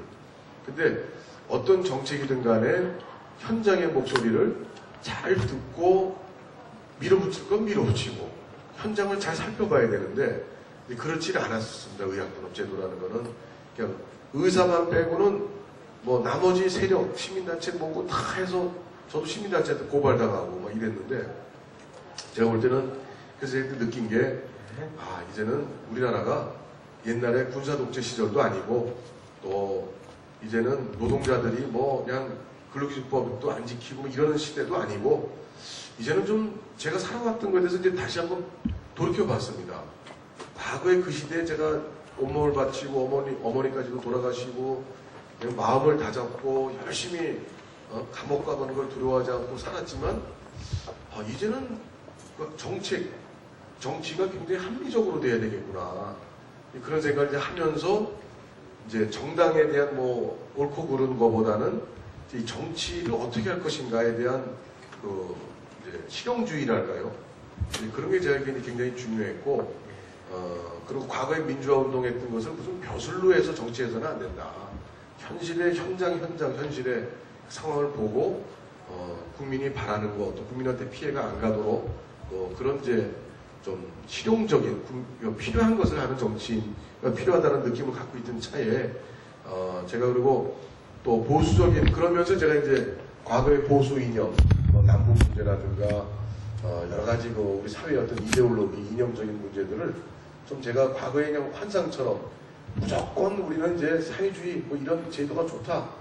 무조건 아주 맹신했던 북한에 대해서도 상당히 이제 뭐 물론 그거는 좀 금전적 보상이라든가 이런 게 아니라 해서 제가 솔직히 여태까지 는 신청을 안 했습니다. 사실은 안 했는데 그러니까 저는 이제 그때 생각이 그때 의학분업이라는 그 계기를 통해서 그때 이제 민주화 이제 그 운동 세력에 기반해서 이제 들어선 국민의 정부, 김대중 정부에 대해서 좋게 생각을 나름대로 했다가 그 의학분업 사태에 제가 당사자가 돼가지고 그 정부에 의해서 감옥 가고 쭉 하다 보니까 생각을 많이 다시 하게 되면서 저의 이제 과거에 그런 운동 이념이라는 걸 좀 많이 이제 수정이 되고 변화가 되고 그렇게 했던 참에 이제 한나라당의 그때 그 공천심사위원장을 2004년도에 했던 김문수 현재 도지사죠. 그분이 이제 저는 성남에서 노동운동을 했고 그분은 구로동에서 노동운동을 했는데 가끔 만났습니다. 전부터? 예, 김문수 씨를 만났는데 그러다가 제가 정치를 하고 싶었으면 그분을 아마 의사협회장 뭐 하면서 꾸준히 만났겠죠. 대한의사협회장이 얼마나 정치인들 만나기 좋은 위치예요. 후원도 할 수도 있고 그 당시만 해도 더 많이. 그러면 근데 제가 하나도 안 만났어요. 몇 년 동안 쭉 안 보다가 우연히 여의도에 친구 만나러 식당에 갔다가 공천심사위원들이 식사를 하는 자리에 김문수 그때 잘 나갔죠 그분이 공천심사위원장이었으니까 몇 년 만에 만난 거예요. 그랬더니 저 그때는 이제 가발을 안 썼죠. 그때는 몇 년 만에 만나도 잘 알아보는 상대원에서 92년도 개업했을 때 저희 병원에 개업 인사차 왔었어요. 그분이 구로동에 그때 그분 구로동에 아직 있을 때죠. 또 그 친동생이 또 성남에서 노동운동을 저하고 같이 했었어요. 김익수 씨라고 김문수 씨 동생. 그래가지고 이제 반갑다고 식사 같이 하자고. 그래서 식당에 식사 자리에 같이 꼈어요. 공천심사위원들하고. 만약에 제가 서류를 냈거나 하면 뭐 개개인 만나는 것도 어려운데 공천심사위원장하고 식사하는 점심 식사 하는 오픈된 식당이었어요. 그냥 보통 식당이에요. 여의도 뭐 국회의사당 앞에. 저도 아무 생각 없이 밥 먹었는데 그 자리에서 저보고 출마하라고 성남의 중원구 아니냐 출마해라. 갑자기 그게 1월 말이었어요. 왜 난 출마할 생각 없다. 또 한편은 제가 정치관 의학분업제가 의사협회장 하면서 정치가 그때는 의사협회장을 물러나서 쉬고 있을 때입니다. 그때. 근데 정치가 중요한지를 알았죠. 하기 싫고 정치인들에 대해서 정말 부정적인 생각을 갖고 있어도 정치가 그렇게 중요하고 국회에서 법을 한 귀절 바꾸면 세상이 막 변하는 이런 게 국회구나라는 걸 더 절실히 느껴서 중요한 거는 알고 있었지만 제가 막상 정치를 뛰어들기에는 계기도 없었고 뭐 정치인 이렇게 쫓아다니기도 싫고 근데 거기서 우연히 만나서 저한테 이제 권유를 했는데 좀 여러분들 다 아시다시피 우리 성남중원구가 한나라당 공천 받아가지고는 되지가 않는 그런 이제 동네인데 제가 뭐 괜히 떨어질 걸 뭐 괜히 나오겠어요. 그래서 안 한다고 그랬더니 또 계속 다시 또 헤어졌어요. 그리고 그때 심사위원들이 저보고 출마하시죠, 출마하시죠 이렇게 되니까 이거 완전히 반칙이죠, 그게. 근데 그만큼 한나라당에서는 성남시 요 중원구에는 한나라당에서 버린 동네입니다, 사실은. 예, 그 당시에 또 어떤 위원장님이 계셨지만 이제 한나라당 여기는 깃발 꽂기가 어려운 데다. 그러니까 대한의사회장 출신이고 또 성남에서 노동운동서부터 쭉 시민운동 해온 신상진을 아는 김문수 신이 이제 그때 심사위원장이니까 아마 저에 대해서 아마 이렇게 당선을 떠나서 같이 일을 아마 해보고 싶었나 봐요. 예, 보니까 그래서 왜냐면 낙선을 해도 공천심사위원 아니 당협위원장, 친문당위원장은 되니까요. 낙선해도. 그러나 아마 정치적 자기 이제 여러 가지 이제 뭐 생각도 있으셨겠지만 그분이. 근데 그래서 제가 안 한다고 손살에 치다가 하여튼 뭐 며칠 지나서 또 전화가 오고 고민하다가 그 떨어질 건 100% 뻔하고 그렇지만 이제 보건의료 전문가로서 야당이지만 들어가서 보건의료 정책 전문가로 좀 일이나 해보자. 그때 마침 놀고 있었습니다. 그래서 의사협회장을 불러놔서 다시 성남의 동네 의원을 개업을 할까? 아니면 뭐 사회운동 이런 거를 의사협회장 이런 경력으로 우리 김혜성 목사님 와 계시지만 외국인동자병원 이런 거를 좀 더 우리 목사님이 출발해서 다 이렇게 하셨지만 저도 옆에서 이렇게 좀 꼈지만 뭔가 좀 의미 있는 사회운동을 좀 더 본격적으로 해볼까? 아니면 먹고 사는 문제도 있으니까 동네 의원을 성남에 다시 개업 의사로 돌아가서 이렇게 할까? 이런 고민을 뭘 할까? 이런 참이었어요. 그때 마침 이제 그런 우연한 기회에 제가 고민하다가 2월 한 중순에 답변을 줬어요. 예, 보건의료 정책, 붙는 게 문제가 아니고 야당의 보건의료 정책 전문가로 어떻게 좀 들어가서 보건의료 정책에 영향을 좀, 왜냐면 잘못된 게 저는 많다고 느끼는 사람이니까. 그래서 했는데 그때 탄핵이 또 있었잖아요. 그래서 한나라당이 안 좋을 때죠. 당연히 뭐 압도적으로 다 떨어졌죠. 낙선해서.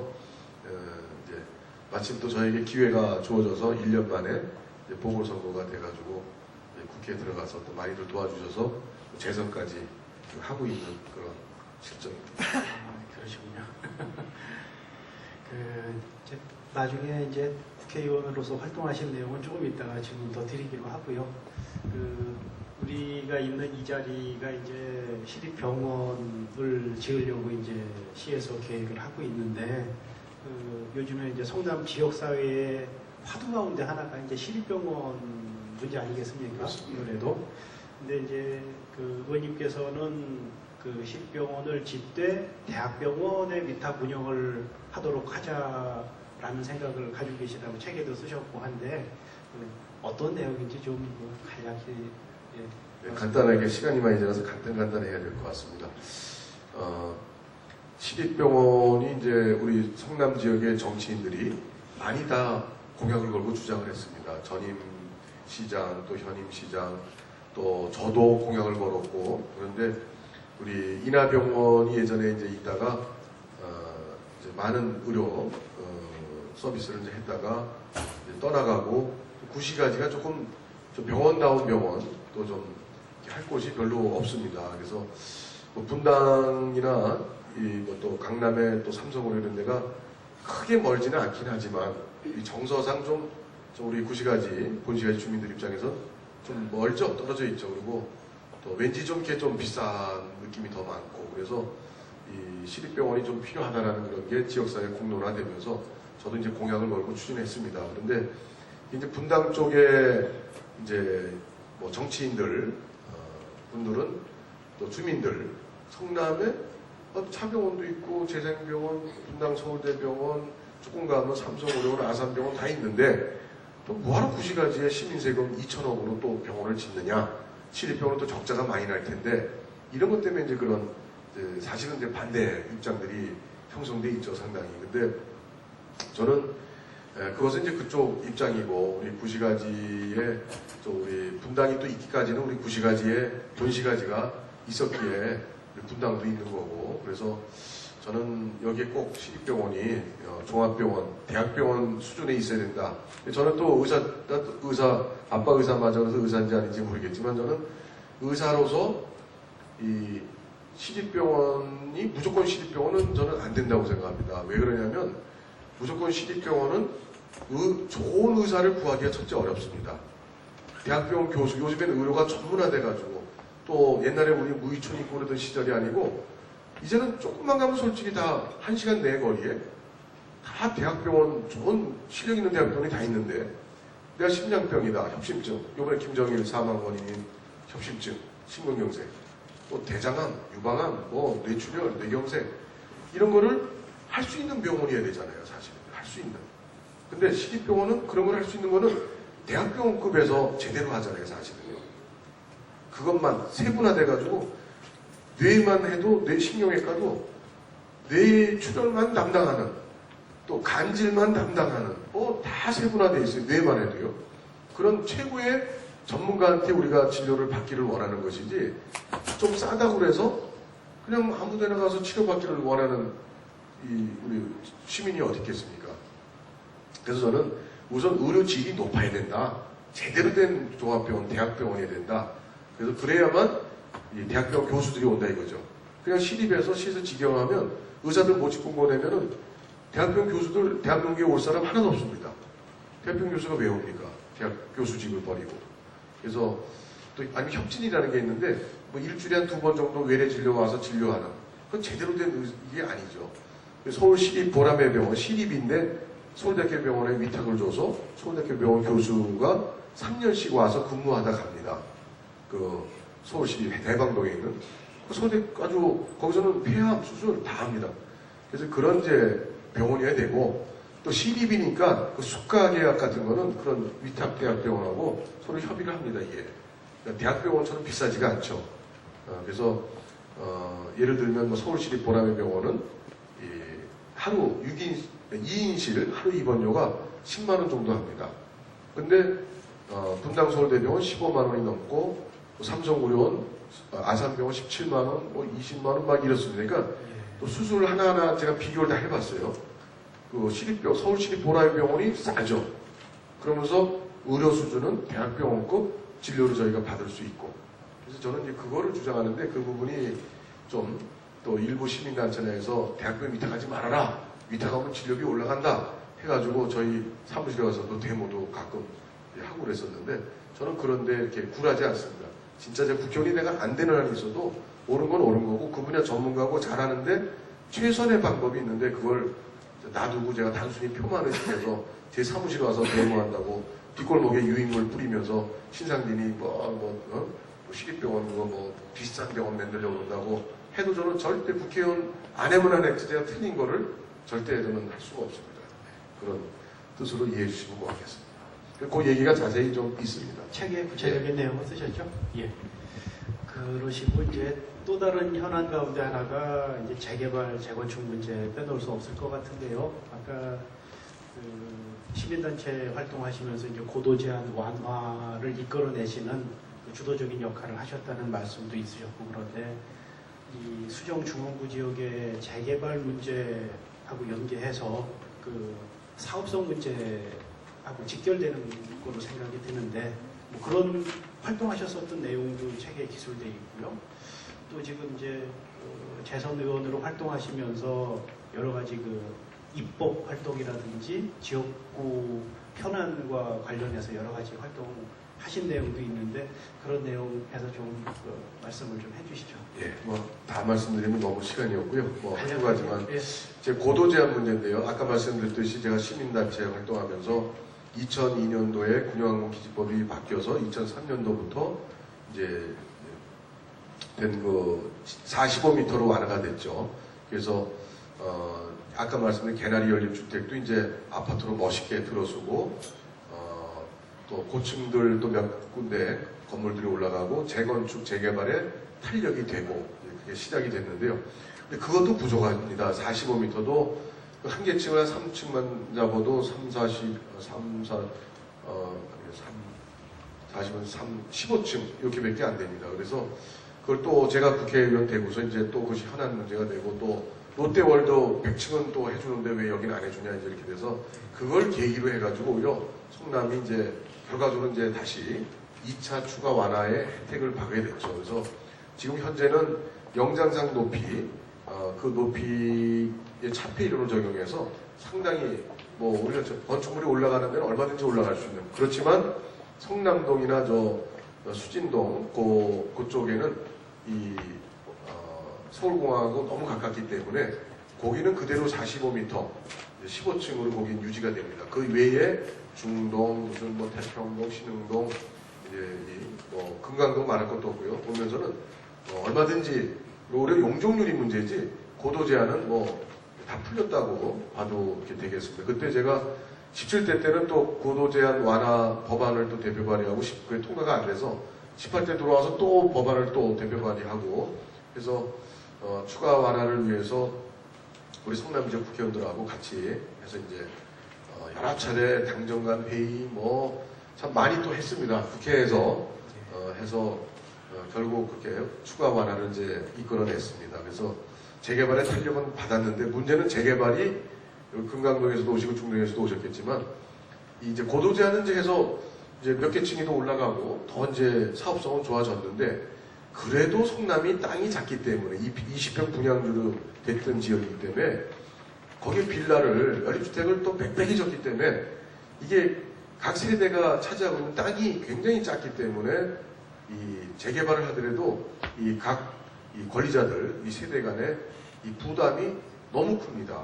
그래서 다시 재정착해서 살 그런 비율이 10% 뭐 20% 이렇게밖에 안 되기 때문에 참 재개발이 아직도 성남에 큰 현안으로 돼 있고 정말 또 갈수록 또 그런 현실을 또 아시는 또 분들께서는 또 재개발을 반대하는 또 주민들도 점점 이제 또 생기시고 그래서 참 정치인으로서 제일 지금 사실은 고민거리가 이 재개발을 어떻게 정말 잘 주민 부담을 줄여가면서 할 수 있느냐 이런 문제인데 그래서 여러 가지 국공유지를 또 이런 사업에 또 무상으로 양해할 수 있도록 하는 법안도 내놓고 아직 국회 통과 안 됐습니다만은 여러 가지 방법을 쓰고 있습니다만은 하여튼 상당히 하여튼 길이 좀 멉니다. 솔직히 재개발이 그런 정도로 말씀드리겠습니다. 뭐 입법 활동이나 뭐 직능단체 관련해서도 활동한 거 책에 보니까 몇 가지 적으셨는데 여러 가지를 적으셨는데 대표적인 건 몇 가지만 뭐 소개해 주시죠. 간단하게. 뭐 많이 있습니다만은 뭐 사회복지사 분들이 있죠. 사회복지사 또 노인복지실에서 근무하시는 사회복지사 또 요양보호사, 물리치료사, 간호사 이런 좀 어려운 분들을 이렇게 손잡고 또 껴안고 같이 돌봐드리는 그 사회복지시설 종사자분들 그런 분들의 열악한 상황에 거기에 제가 이제 그 법을 하나 좀 대표 발의했었습니다. 그 사회복지사 등 그런 분들 다 합쳐서 사회복지사 등까지 넣어서 사회복지사 등의 처우 및 지위 형성에 관한 법률을 독립법안으로 제가 제정법안을 이제 대표 발의했는데 그게 사실은 복지부는 정부는 새로운 법을 만드는 걸 반대합니다. 잘. 왜냐면 그거 하면 거기 시행령 만들어야지 또 관리 부서 만들어야지 굉장히 어렵기 때문에 그걸 사회복지사업법 이런 데다 끼워서 좀 하면 안 되냐 이제 이렇게 했는데 제가 법안심사 소위위원장이라 좀 때를 쓰고 주장을 해서 그 제정법을 통과를 시키고 또 공제회를 만들어서 직업의 안정성을 좀 열악한 직업의 안정성을 도모하기 위해서 거기에 이 공제회를 설립할 수 있는 그 근거와 아울러서 그 예산을 2011년도 10억을 준비금으로 10억을 정부 예산을 넣고 내년도 10억을 또 넣어서 최소한 이제 공제회에서 사회복지사들이 지금 배출된 인원이 한 40만 이렇게 됩니다. 근데 종사하고 있는 분들이 반도 안 됩니다. 그리고 떠나가고 이직하고 그러니까 국가가 해야 될 사회복지 역할을 그거에 첨단해서 어려운 일을 하는 분들이 저 시골로 갈수록 더합니다. 월급 100만 원도 안 되고 왜냐면 재정 자립도가 낮은 지방의 시군에서는 그러니까 그분들에 대한 처우가 너무 나쁘고 너무 이직률이 높고 그래서 그분은 국가가 좀 이렇게 지켜줘야 된다 해서 했는데 앞으로 좀 그래서 중앙회 회장님 가셨나 본데요.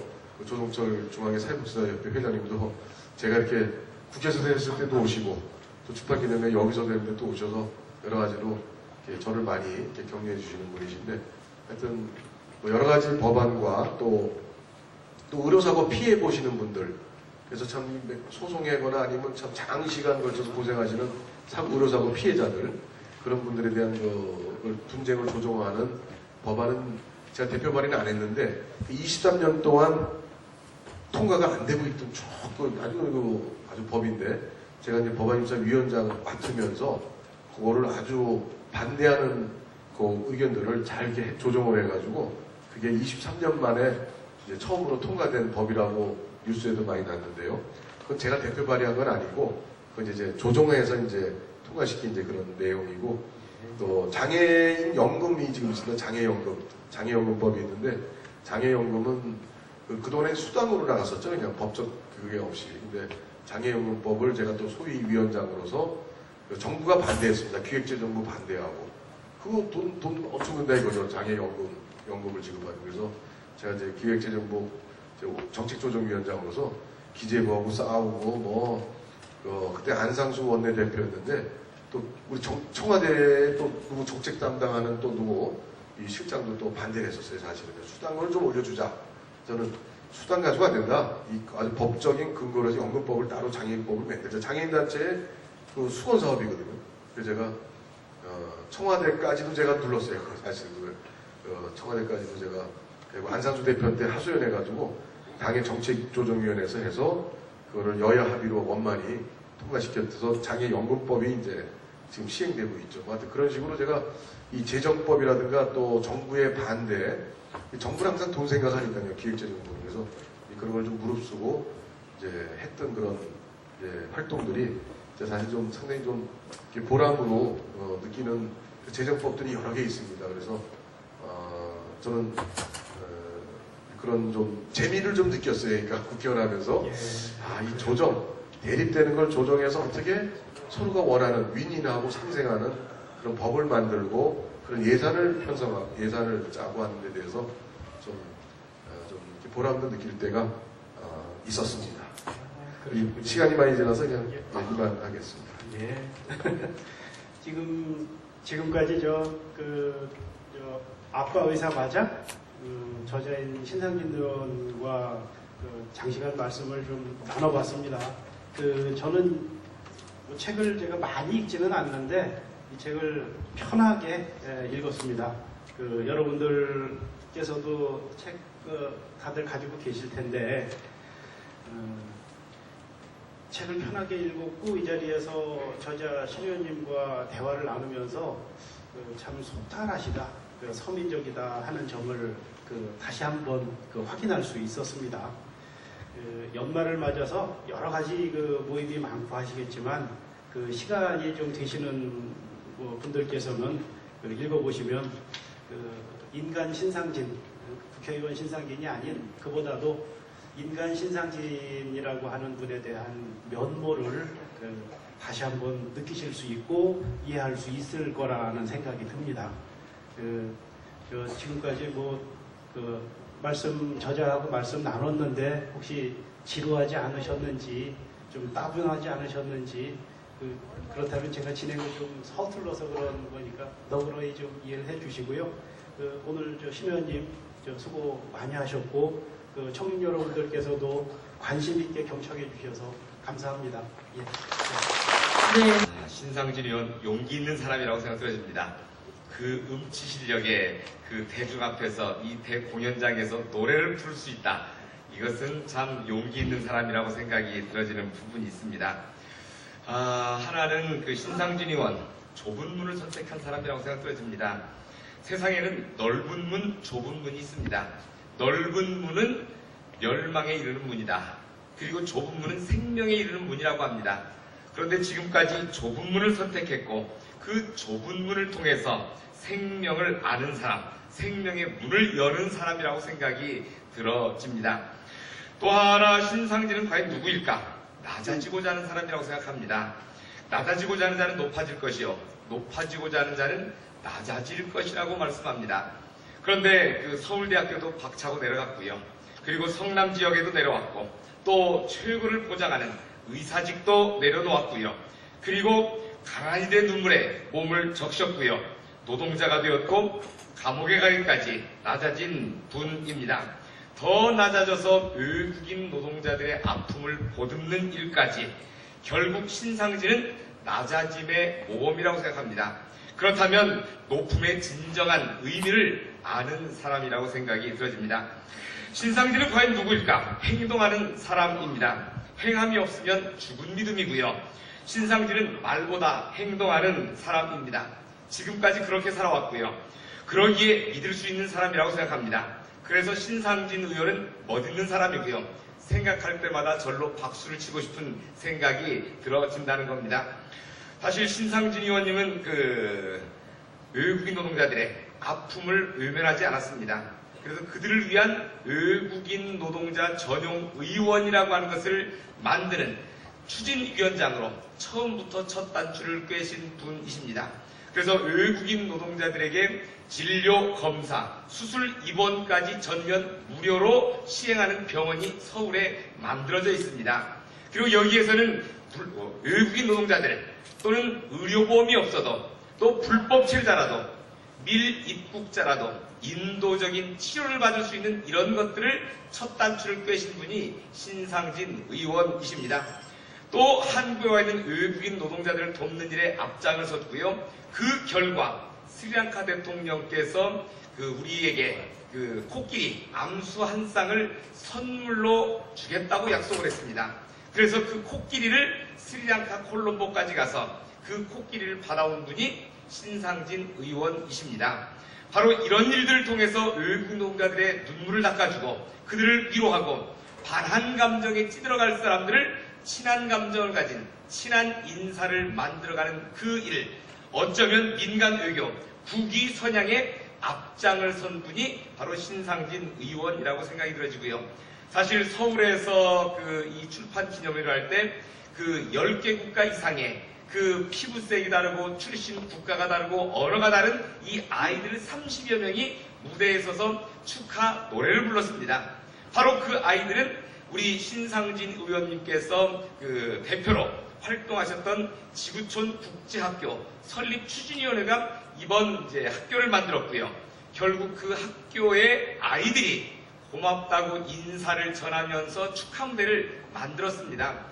결국 서울특별시 교육청에서 대한민국 최초 초등대안학교 인가를 받았고요. 이 모든 일을 추진하고 앞장선 분이 신상진 의원이라고 생각합니다. 그런 의미에서 정말 가난한 이들의 눈물을 닦아주고 그들의 아픔을 보듬어줄 수 있는 분 신상진 의원이라고 생각하고요. 어쨌든 이 여러분 받으신 책, 이건 신상진 의원이 쓴 책입니다. 신상진 의원의 땀과 눈물의 결정체라고 생각합니다. 어쩌면 이 책은 우리의 거울이고요. 우리를 이 책에 겸허히 옷깃을 여미고 한번 비추어 볼 필요가 있다고 생각이 들어집니다. 우리 모두 하여튼 이 책을 한번 열심히 읽어보시고 자신을 비추어 보시는 거울로 삼아주시기를 요청드립니다.